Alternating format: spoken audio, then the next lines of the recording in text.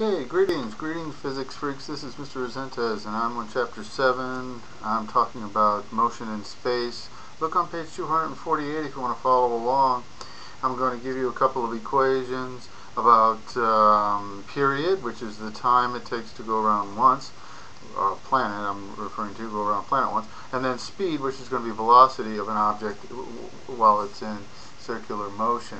Notice it's circular motion, not elliptical. But we'll start with our first equation, which is period. Period equals 2 times pi times the square root of the distance, the radius of the planet. That's going to be usually the radius of the planet that it's orbiting, Earth or the Moon, for example, times our big G. Big G we've talked about is a constant, 6.67 times 10 to the negative 11. And then we're going to multiply it by mass of Earth mostly, or mass of whatever planet that the thing is orbiting. If it's a satellite orbiting the Earth, it's the mass of the Earth. If it's going around, if it's orbiting a moon going around Venus, then it would be the mass of Venus. Right? So the T is period, and you could think of period as time for one rotation.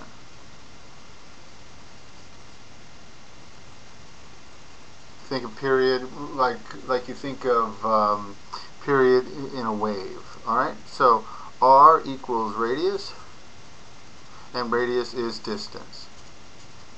Watch that one. That's usually the radius of the planet that we're referring to, or I should be corrected there. It's the distance. It is. It's in its orbit. It's the distance in its orbit from that planet up to its orbit. So we'll have to watch that one. Pay close attention to that one. And then the mass of the object orbiting. Alright? And velocity, tangential velocity, is the square root of big G again, and big G is 6.67 times 10 to the negative 11, unitless constant, times the mass of the planet. It's not always Earth, but a mass of whatever it is that we're traveling around, times the distance again, R. All right. So let's get cracking on some examples. How about the first example? You'll find on page 253, the section review number 5. We're going to find the orbital speed. So that's the first thing we're going to do. And the period, two things we're going to do, of the Earth's moon. Well, period, wait a minute, isn't that a month? Well, anyway, we should have some sort of an idea what that is. We're not quite sure how fast it travels, but we kind of got an idea what this answer is going to be. The distance is 3.84 times 10 to the 8th meter. The distance from Earth to the moon is what that is, okay? So, V, we'll do 1 first, which is the speed. Velocity equals we'll just use velocity equals big G mass over the radius. So the radius is given, how far it is. The mass we'll use, it's traveling around the Earth, so we're going to use the mass of the Earth. These questions assume you have access to planetary data information. This would also be given to you on a test. Nobody's going to expect you to memorize this information, but the questions usually don't list all of the information. So anyway, velocity equals the square root of 6.67 times 10 to the negative 11 times 5.97 times 10 to the 24th, and this is in kilograms. This is the mass of the Earth because that's what it's going around, and this is the distance that it is in its orbit, and that's in meters.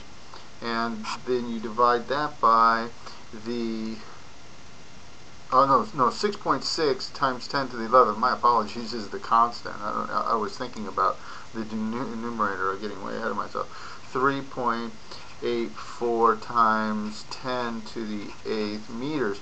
This is the distance which is given, where the distance that it's in its orbit. So from the center of the Earth. So V equals the square root of 1.04 times 10 to the 6th. I suggest that you do the calculations until you get more and more comfortable with these equations. But this is 1.04 times 10 to the 6th, and we'll still have to take the square root of that. And I got velocity equals 1.02 times 10 to the 3rd meters per second, which is reasonable. Still pretty fast, but reasonable. I mean, it's reasonable velocity.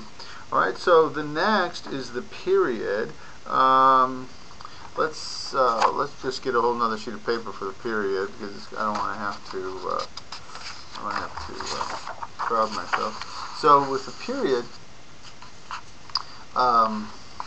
we're going to use the equation t equals 2 pi times the square root of radius cubed over big G times mass. In this case, it's going to be mass of the Earth. So t equals 2 pi times the radius, which is given 3.84 times 10 to the 8th. Those are, of course, in meters, and we also have to cube it. Now, when we cube this, which early on I suggest you do this to make sure that you're putting everything in the calculator correctly. When I cube it, I get 5.6 times 10 to the 25th. The first few times I do it, I like to take all the little baby steps, and then later try to just put it all in one sentence. I guess maybe I'm not as confident that it's going to come out. 6.67 times 10 to the negative 11, because that's our big G. All right, and then 5.97 times 10 to the 24th, which is the mass of the Earth. I have that on my table because that's what we're going around. Now this one, we have some sort of an idea what our answer is, the period, how long it takes to go around the Earth, because, well, we live here, and we have calendars. So we have some sort of an idea what the answer should be. So when you take these baby steps, and I recommend we take these little baby steps. So what I did was I basically solved these and then divided them, and came up with t equals 2 pi the square root of 1.4 times 10 to the 11th when I divide those two. And then I can, when I divide this, I get time equals 2.35 times 10 to the 6th. Now remember, that's in seconds.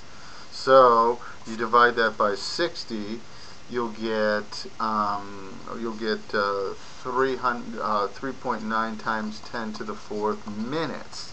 And then if you divide that by 60 again, to turn it into hours, you'll get 653 hours. And then you divide that by 24, you'll get 27.2 days. I needed to do that to make sure. I was right, or at least close.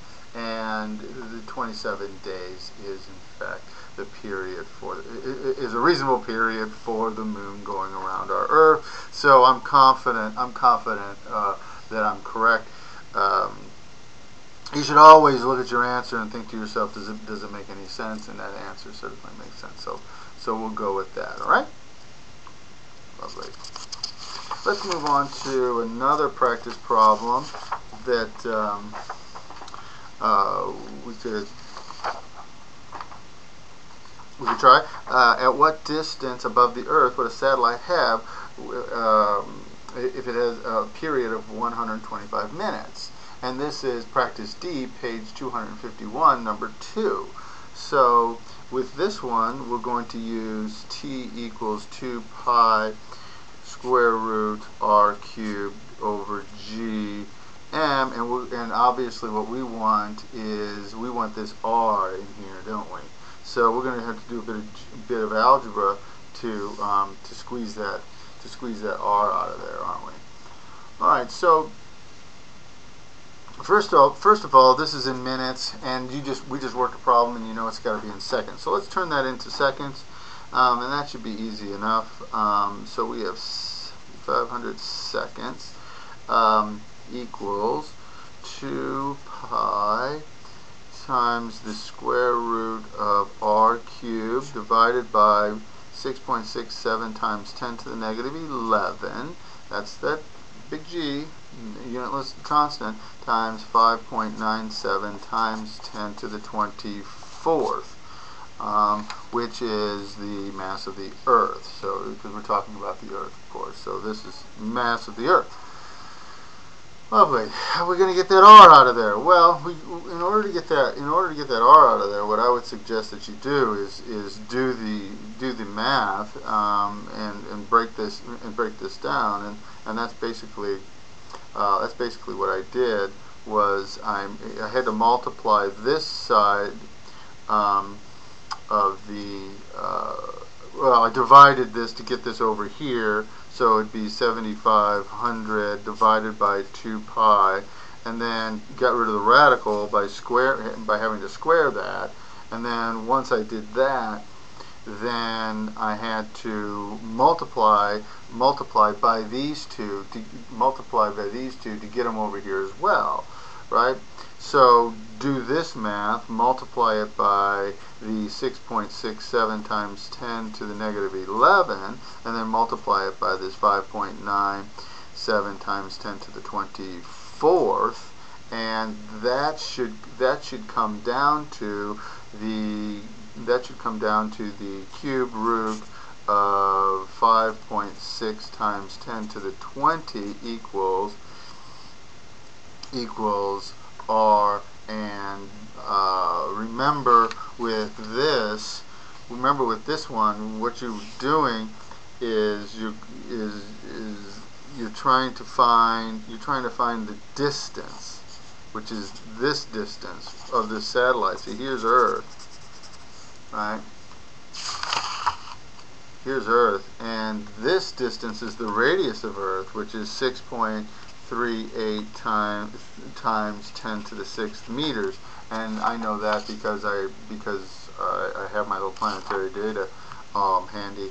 And so really what we want to know is this. That's basically what the question is: at what distance above the Earth? So this r is the whole thing. So what we're going to have to do is we're going to have to take our answer.